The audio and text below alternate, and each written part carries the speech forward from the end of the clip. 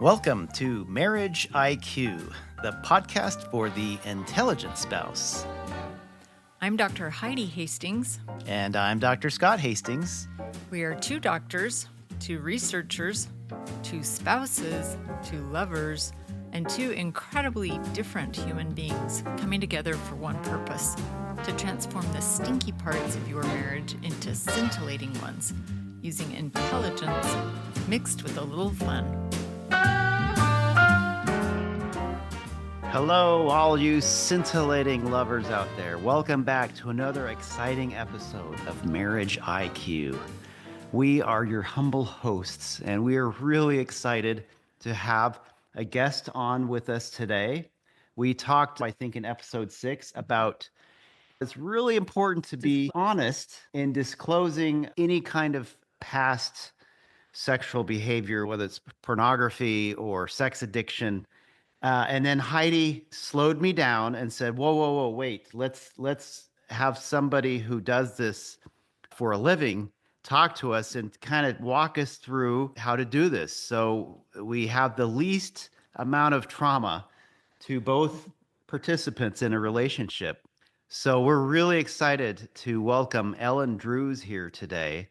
And Ellen and Heidi have kind of gotten to know each other a little bit. You want to talk about that? Right. Ellen and I both belong to the same professional organization, APSATS, an organization that supports partners who have been impacted by betrayal trauma through therapists and coaches and religious leaders as well. And I feel like Ellen has some really great experience in this area in treating folks that are experiencing this. So let me tell you a little bit about Ellen to start with. Ellen has dedicated her whole life to help women specifically who are suffering. She's worked with hospice patients, she's worked with prenatal women, but she's especially dedicated to helping those whose lives have been impacted by addiction. Ellen has her master's degree in theology and pastoral ministry, and she's credentialed as a certified life coach. So get ready to put on your seatbelt here because she has lots of interesting certifications. First, she's a pastoral sex addiction professional from the International Institute of Trauma and Addiction Professionals. She's an ERCEM specialist, and that means that she works with couples during the early phases right after sexual betrayal has been disclosed or discovered, using specifically the empathy model that was developed by Carol Jurgensen Sheets. She's also a disclosure specialist trained by Kintsugi Recovery Partners to facilitate full therapeutic disclosures after betrayal. And this is known as the right of truth. And she's a certified partner coach, like I said, through APSATS. But the most important identifier for Ellen is that she's blessed to be the mother of 3 children and has been married for over 25 years to her very best friend. Welcome to our show, Ellen. Well, thank you. Thank you. Oh, makes me sound much more important than I consider myself. So thank you. We love that family is first in your life. That's really wonderful. I don't know if you know about our 4 cornerstones that we talk about in our podcast. We need to know who we are, our identity, and we need to be intentional about what we do, insight that we gain so that we can make changes, and intimacy in order to have a scintillating life. And they all start with I. And then we realize that over time, none of these things can really occur without integrity, which we kind of scratched our heads on that. And we're like, how do we put a 5th I in there?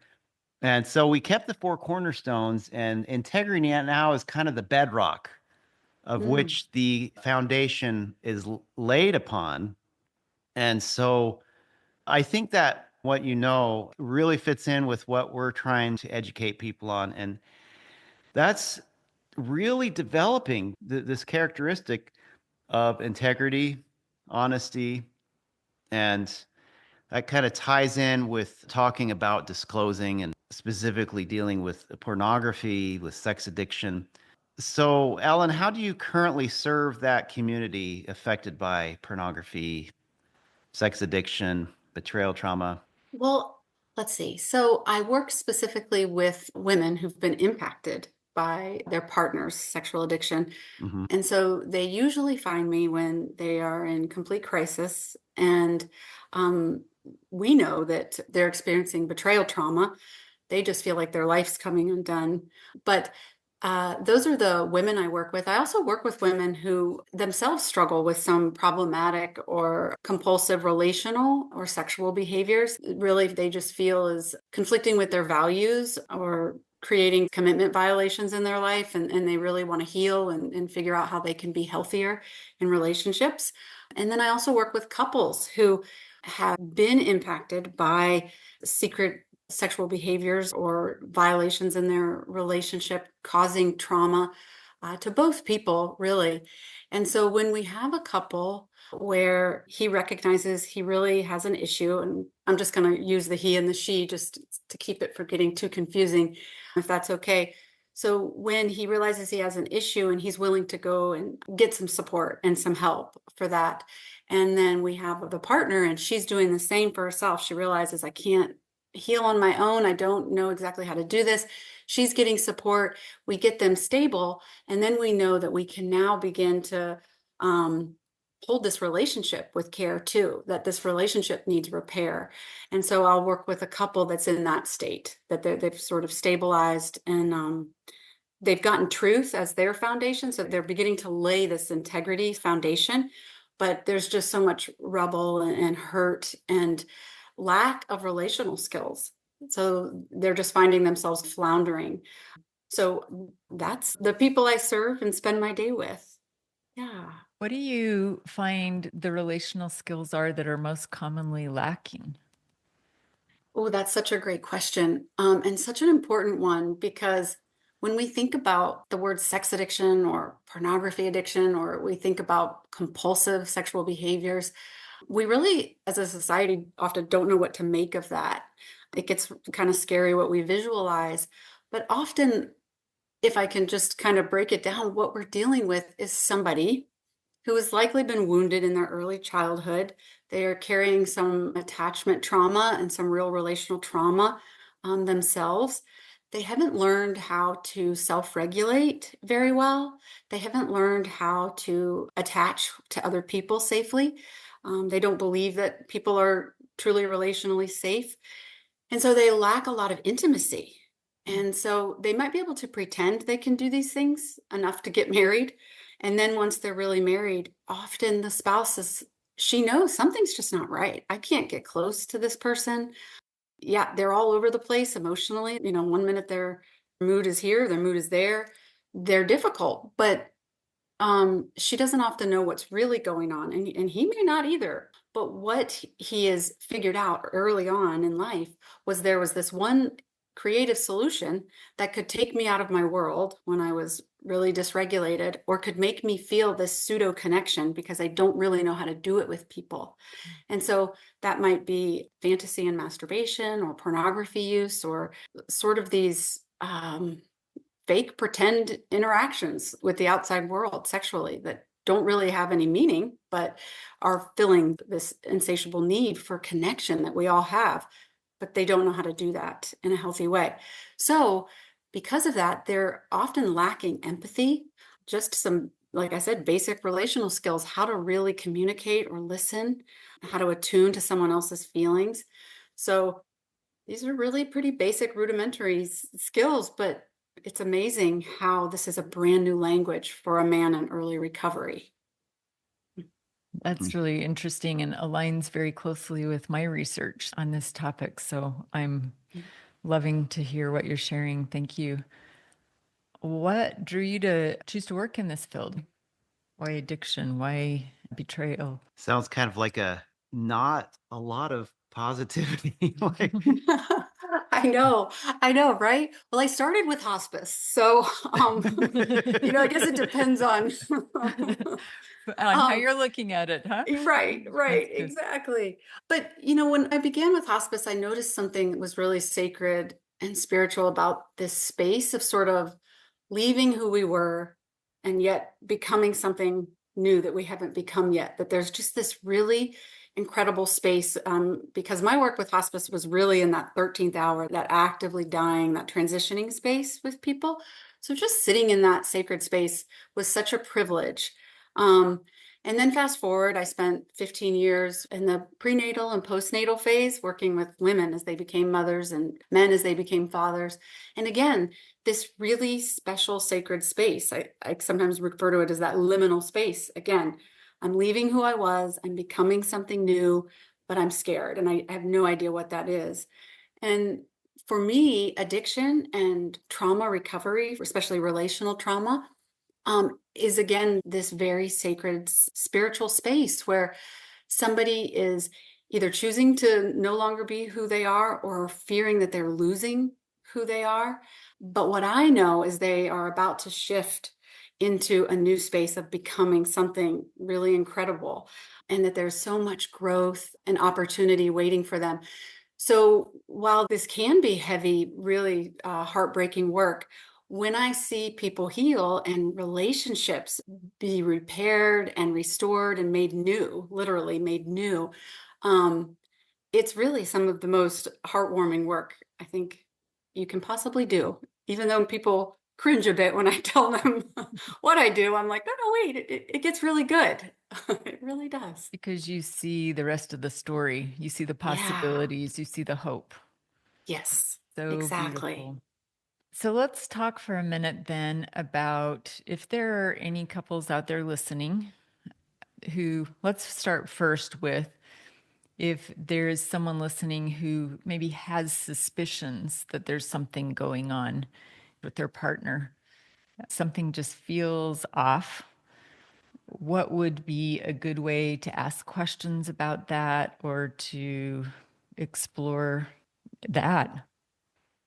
Yeah, a woman's intuition or a partner's intuition, anyone's intuition is such a gift. And so honoring that is so important. So if you feel something, you don't even need to be able to explain it. You just feel, something's off.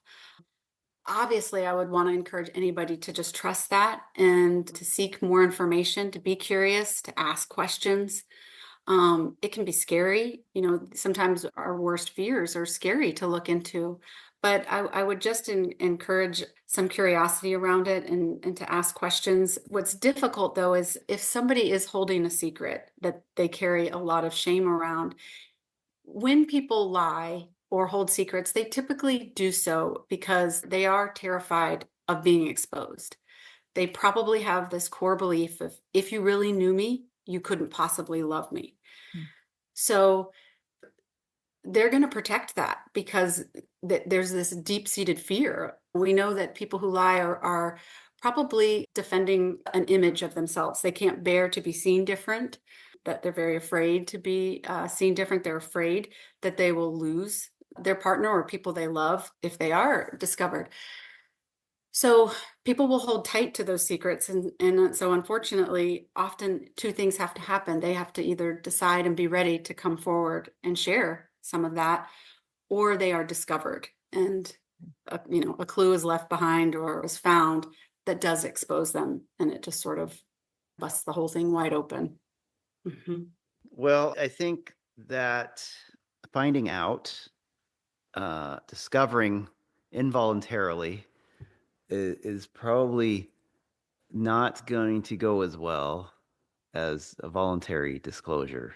That's just my Is, sense. is that your experience? Is Yeah.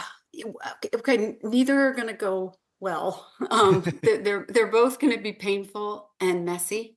mhm. And whether someone is disclosing or is discovered, you're going to be dealing with two traumatized people, one that's full of fear and shame, and one that might be full of fear and anger. And so that's one of the things that I try to be really sensitive to is these both people are really traumatized. And so that's one of the reasons it gets so messy. But what, in my experience, most women have actually discovered is they discover more than are disclosed to. That's just my experience. I don't know what the data is on that, but I will say the women that I have worked with who something was disclosed by their husband directly, he came to her. That definitely sticks with her as there was something in him that wanted to protect this relationship and wanted to protect me. And that carries a lot of weight. I think there's just some comfort in that, that even though this is really difficult and doesn't make it necessarily much easier to get through, that needs to be mentioned, that the women have all reported that to me, that meant something, that he would come forward. Yeah, I would think that that would be the case, because for a man, speaking as a man, that's why does it always have to be the men? Like, Well, not I know always. She said usually, she works no, look, with I know usually it is. I mean, we come to this world with a lot of genetic baggage that make it really hard on a relationship. And I know, I guess women do too as well, but it's hard to be a man. I'll just tell you right now. And whether there's some past trauma or not, I think that this type of thing surrounding sex, surrounding pornography, I think it afflicts most men to some degree. And there's some data on it showing that. But I think it's just hard to be a man. And I understand what you're saying here. There's a lot of trauma on the woman. And you have a hard job, right? It's very hard, difficult job because you have trauma both sides. I'm certainly not trying to excuse men out of this at all, or myself. I'm trying to maybe explain that I think by virtue of being male, there are just some genetically ingrained things that are difficult to deal with. especially in a world like Mm. now that It's highly that sexualized. And yes. again, it's not an excuse, it is an explanation. Um, anyway, Yeah. Yeah. And,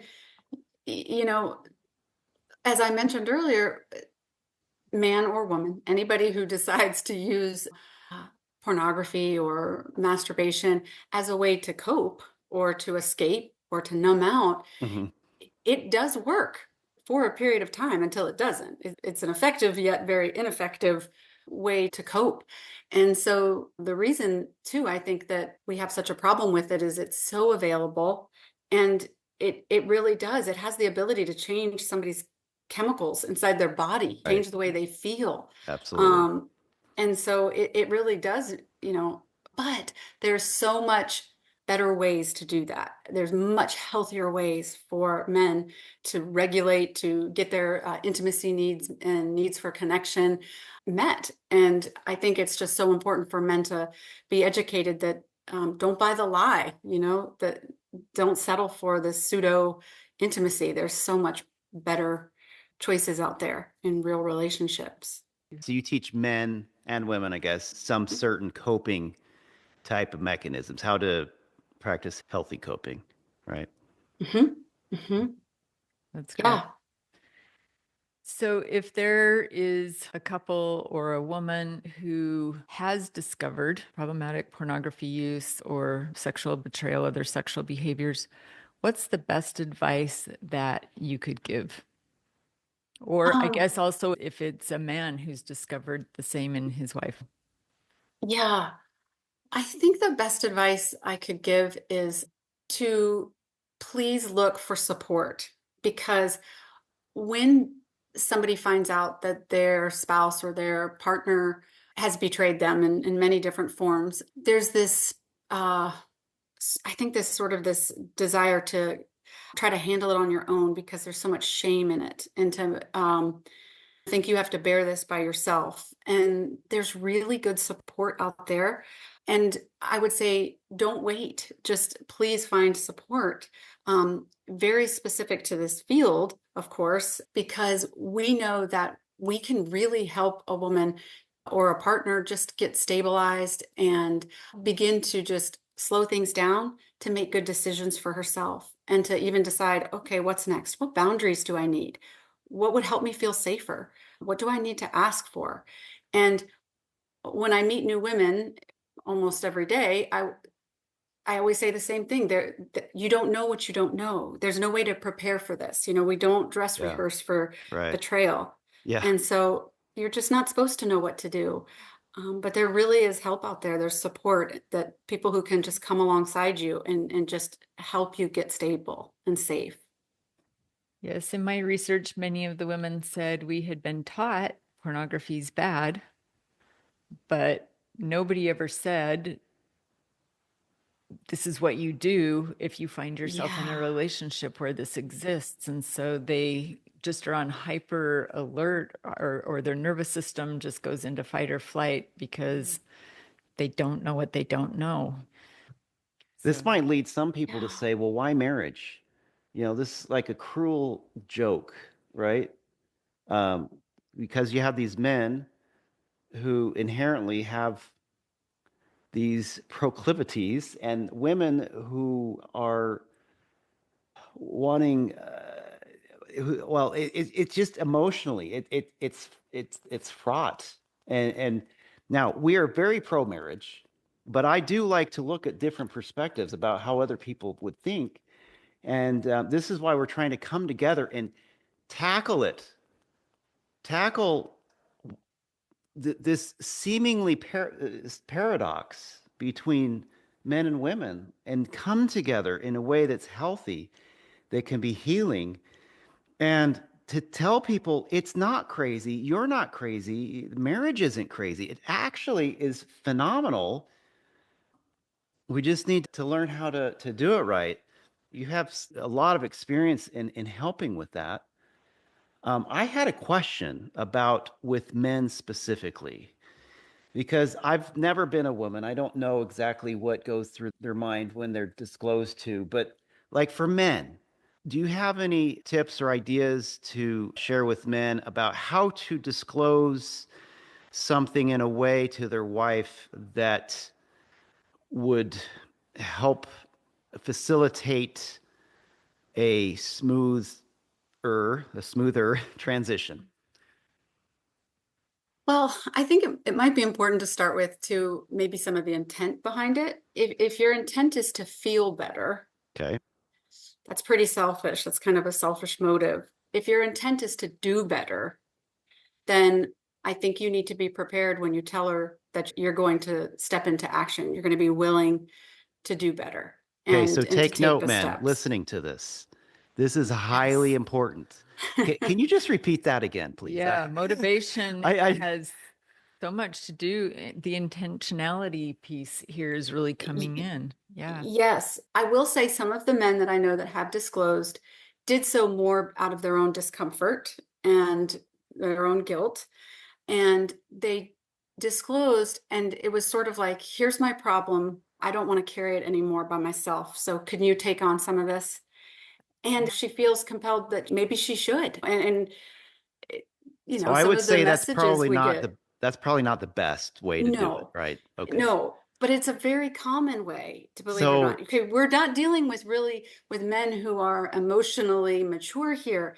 Often, if they've been engaging in a lot of pornography use too, there's going to be some selfishness and some immaturity. And so their first thought might be, oh, I don't like feeling this way. I want to feel better. So I'll give this to her so that I don't feel so ick. And then maybe So she can she help can me. She control can it. take care of it for me. yeah. Yeah, she She can. can help me Because I control bet it. you if she does X, Y, and Z, I won't have to do this anymore. If she's And she can having help. more sex with me, or if Yeah. she's got all the passwords to all of the Yes. filters. And She oversees me and doesn't do you upset me too much. And do you ever um, see that work?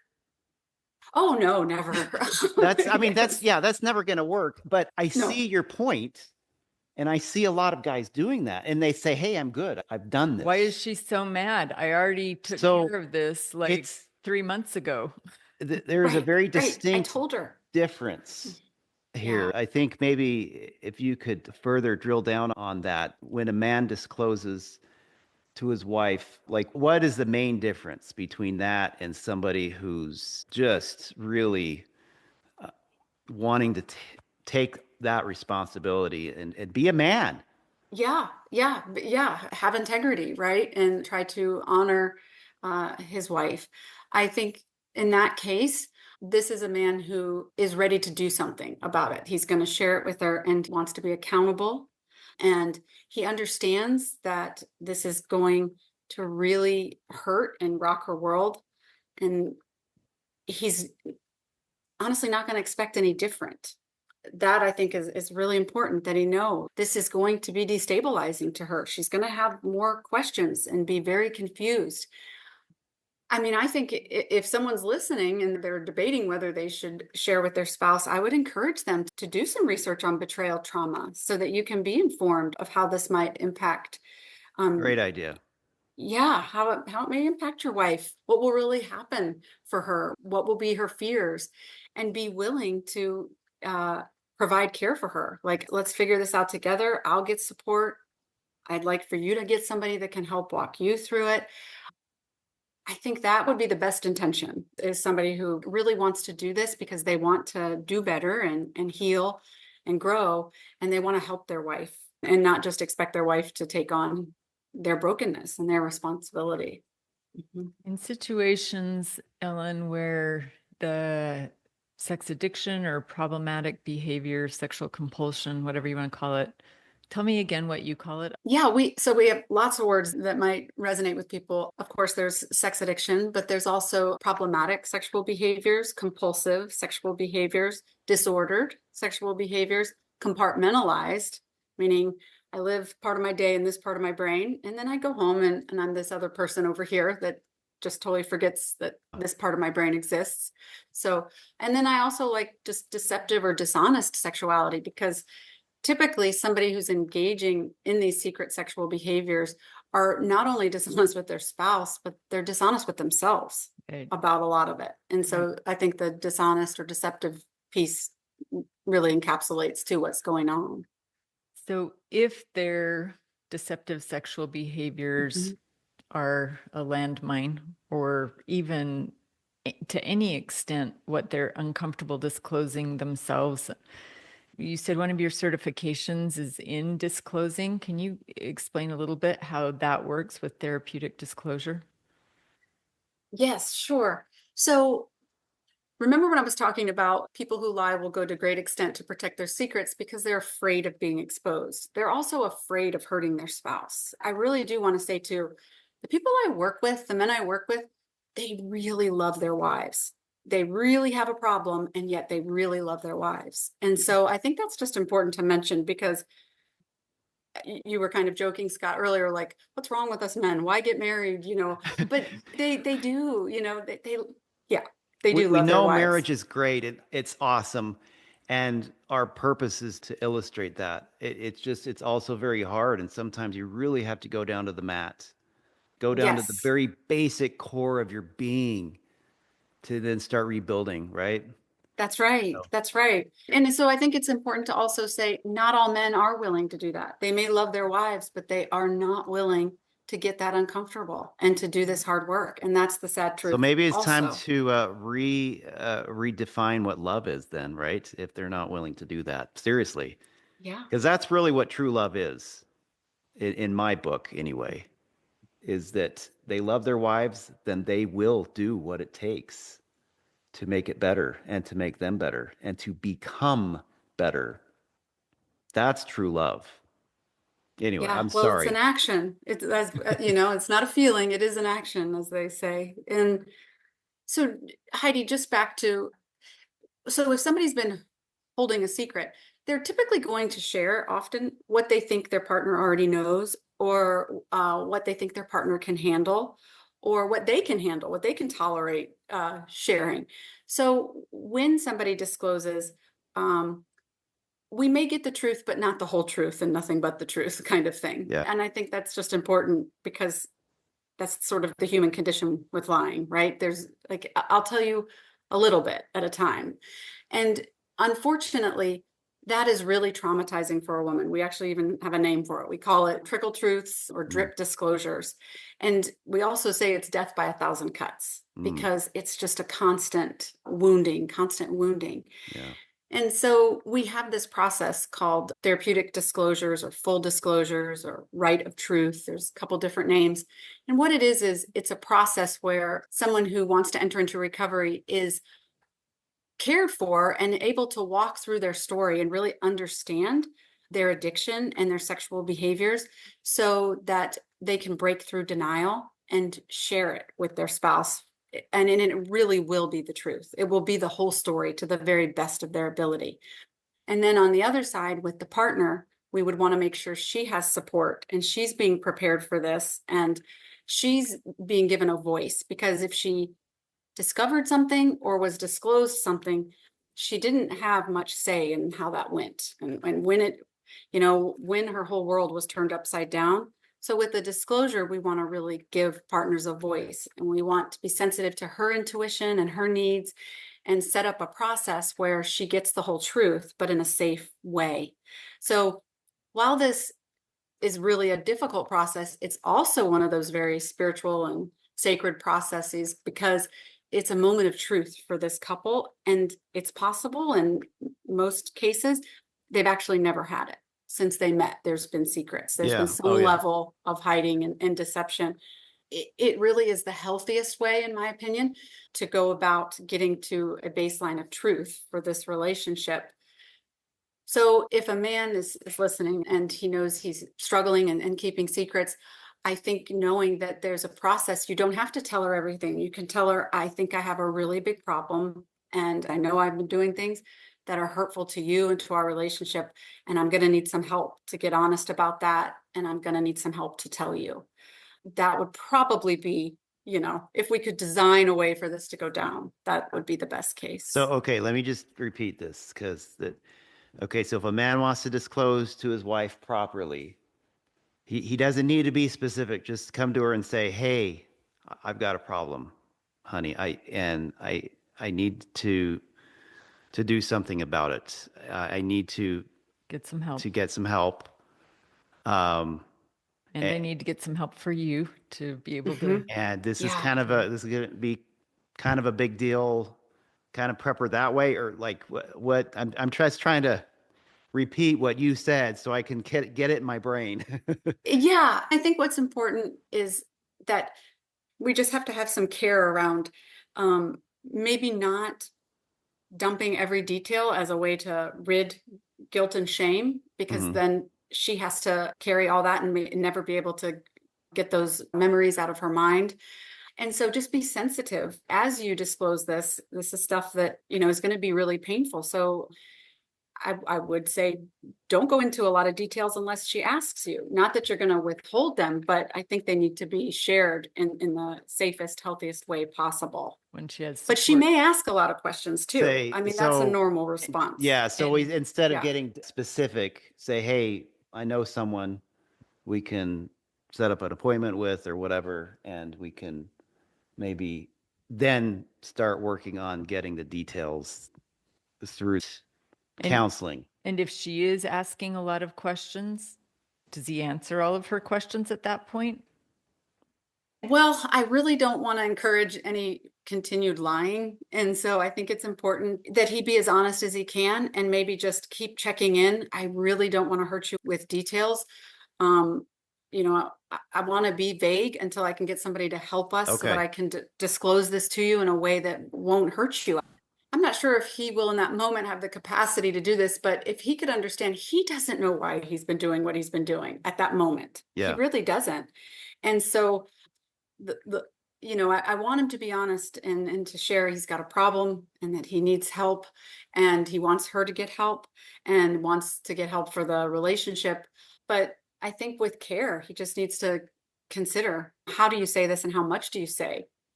Because she's the one that's going to be wounded by this.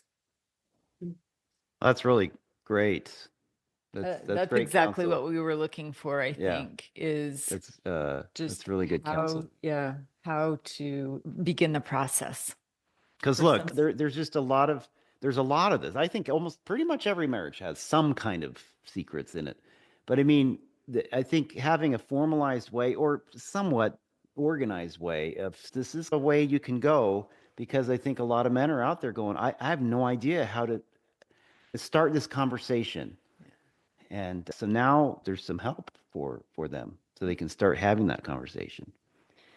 I have a couple of questions for you, Ellen. One is, If this is the circumstance for any couple, where could they go to find someone that would be helpful in therapeutic disclosure, specifically betrayal trauma trained, that knows about the woman's experience also? Because a lot of therapists out there don't, right? Correct. Or Correct. clinicians. Yes. Yes. And a lot of people will go to their church as a sort of a first line of defense. And some well meaning clergy may, in fact, not really understand betrayal trauma at all, or sex addiction, or problematic pornography use. And so I would suggest that people visit AppSat's website. There's so many different professionals listed there. And many of us, myself included, we meet with people all the time for free for 30 minutes to just sort of explain, here are other resources. This is where you could go. This is what I do. I know there's other things in the community. But I think going to AppSats, going to ITAP, some of these big organizations that have spent years and years with the latest research and best practices on how to handle these situations is probably a really good place to start. APSATS. If you could Google just AppSats and it would come up. Or Yes, ITAP is spelled with two I's, right? that's right. IITAP. Yep, So, IITAP. so ITAP would be more for the compulsive user, and AppSats Yes, for the partner, the spouse. yes, Okay. yes. If you could offer a piece of advice to those who aren't necessarily facing problematic sexual behaviors in their Mhm. relationship, but they really want to prioritize integrity and keep their marriage safe, are there any kind of protective factors? Oh, yeah, this was a good one. Obviously, a no secrets policy is a great one. When I'm working with couples in the healing process, we'll talk about how they sort of develop a value that we tell each other the truth, even when it's the hardest thing to do, and just really deciding to live by that. I think that's a great protective factor, is just being really clear about honesty. I think having discussions about boundaries in the marriage, just with access to social media, the way we can chat with people on different platforms, have private conversations, being mindful of that. And what do you want for your marriage? Is boundaries around that. Just having some boundaries around, let's not have personal conversations with the opposite sex without consent from the other for us to do so. Just honestly to honor that the marriage and the sacredness of the couple. Um, Let's see, what's another good protective factor? Oh, I like nightly check-ins. I try to encourage my couples to just carve out that little bit of time each night to check in with each other with just openness and curiosity about each other's feelings and their struggles for the day, what's important for them, what's working in their day, what wasn't working, just for this consistent intimacy and closeness between the couple. Let's see, what's another one? Oh, going to bed at the same time. This one's huge. I don't know if you guys have talked about this already in We previous haven't, but we've done podcasts. that for years now, almost most of our marriage, right? Yeah. That's a boundary that we set up when we first got married. Yeah, well, there's some research out there. I can't quote it right now perfectly, but the gist of it is when two people go to bed together at the same time and they've studied them, their cortisol levels drop faster and they have greater stress reduction. And those couples have higher levels of intimacy. They spend more time together. And because I'm working with couples often that are suffering, we find out that often a lot of the acting out took place when one partner was asleep and the other partner was bored and up for hours and hours. So going to bed together is, I think, just definitely a protective factor. And with my couples that are healing, I encourage them to also write as they fall asleep to, now this is not my idea, this is another expert's idea, so I don't want to take any credit for it, but list things that they really love or like about each other or appreciate about each other. I have one client, she calls it her all prayer life. So she said her and her husband get into bed every night and they do their alls. What is something I appreciate? What's something I love about you? What's something I like about you? And then they pray together before they go to sleep. And, we can get stuck in some negative biases about our spouse. We get frustrated and annoyed. But as you're about to fall asleep, if you're really affirming each other and lifting each other up and acknowledging the good things every single night, wow, it's hard to not really start to fall in love with each other or really start to see the good in the other. And then prayer, of course, I'm sure people listening have come from all different walks of life, but I've heard statistics that about 50% of people get divorced. About 26% of those who are divorced go to church together, but less than 1% of couples who pray together nightly get divorced. I've heard that statistic. It sounds pretty powerful to me. We'll have to So, look it up. Yes, we will. yeah, That yeah. sounds really great. Yeah. So, and whatever that may be, but just that intimacy at night together, yeah, That's spiritual meditating intimacy, together. right? Yes, that's Yeah. right. Yeah. This has been amazing. You're right. We could go on a lot longer. I Yeah. think we're going to have you back another time. Yeah, it's been great. Thank you for the discussion and the conversation and the advice for these men. I Yes. think that's really Very good advice. profound. Thank you so much. It's very, very valuable. So, if our listeners want to learn any more about you, where can they find you? Do you have a website? I have a website and it's just my name, www.ellendrews.com. Well, Yeah. thank you for the time and the expert opinions and for teaching us today. And listeners, we'll be back with you again next week. And remember, the intelligent spouse knows that to change from a stinky to a scintillating marriage first requires a change in themselves. Thank you all for tuning into Marriage IQ. We hope today's episode has sparked some valuable insights. Remember, the conversation doesn't end here. If you are interested in more information on this topic or to learn more about what we do, check out our website, drheidihastings.com. And if you get the chance, we'd love to have you leave us a review on Apple Podcasts, Spotify, or wherever you listen. It really helps us get the word out about Marriage IQ, and we appreciate your support. Thanks again for listening.